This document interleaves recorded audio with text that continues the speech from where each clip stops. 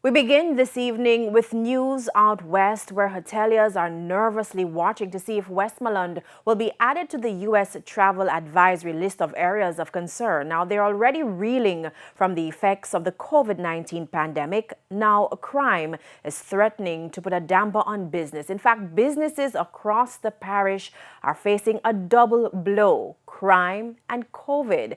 This is the focus of our report this evening from Kirk Wright, who now joins us live from Westmoreland. Good evening, Kirk. Good evening, Janela. And you're so correct. Since the zones of special operations were declared in Westmoreland yesterday, things have calmed down. There are much more people moving about.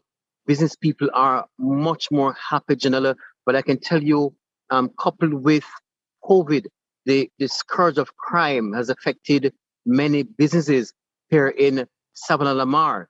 Think about the reduced times, and that will redound to loss of profit for many business people.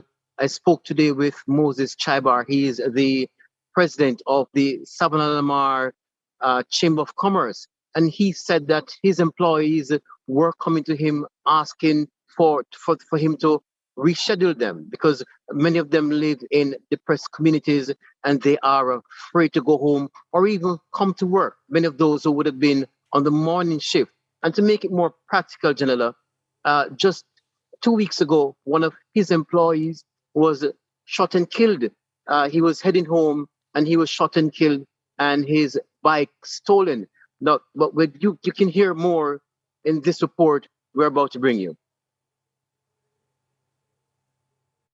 The United States has issued an advisory warning its citizens to exercise caution while in Jamaica due to rising crime.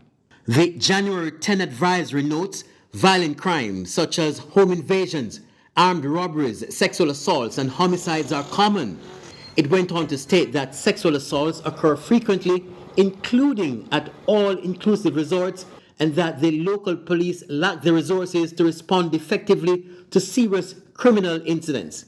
The warning did not list Westmoreland, home to the world-renowned 9 Mile Beach in the Grill, as among the areas of concern, but it's felt that it will only be a matter of time that the parish is added to the list. It's something which tourism stakeholders are wary of and are dreading as they slowly recover from the impact of the COVID-19 pandemic. General Manager for Tinson Pen, a boutique hotel in West End Grill, told us that the area has not escaped the effects of crime. He suggests creating a better environment which will result in positive thinking among the youth. He is also of the view that government, being the biggest owner of land, must be aggressive in finding ways of making housing solutions more affordable. I believe that at the heart and soul of many of the problems we have is the fact that even working professionals find it very challenging to find affordable housing. Being the largest landowner in the country, the government is in a great position to be able to address this problem from the standpoint of provision of formalized affordable housing for the majority of our citizens, with a special focus on persons in the inner city as well as rural areas. Businesses, small and large, have had to make adjustments due to the crime wave in the parish. A hairdresser in one of the violent-torn communities says things started going downhill for her in November. I have lost over 60% of income. Yeah. And remember, we are still going through COVID and all of that. So, say, it's sort of sticky, hard. Very, very hard on us. You lost some customers? Yes, man. Darling Street, I lost 9 customers. Scene Crescent, 4 customers. Because guess what?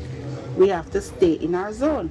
Moses Chaibar, president of the Westmoreland Chamber of Commerce, whose business also took a battering from crime, lost an employee over a week ago. One of his security guards, who was heading home, was shot off his motorbike in Withorn and died. Mr. Chaibar prefers the state of public emergency over the zones of special operations as a better option to contain the crime scourge in the parish, but he conceded that they both serve different purposes.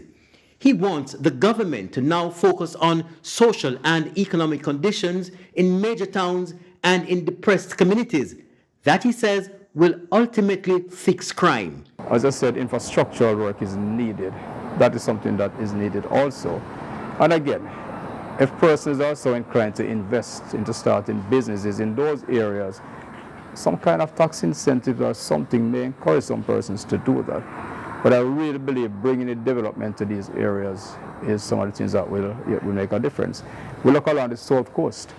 We have nice beaches right along from here all the way up to St. Elizabeth. It's time we really get aggressive and intentional in trying to attract developers to build more hotels around here, more guest houses. Sanders White House is up there, and they're doing well.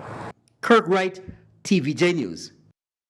Now, Kirk, you have been in Westmoreland from yesterday. Based on your own observations, tell us, what have you been seeing?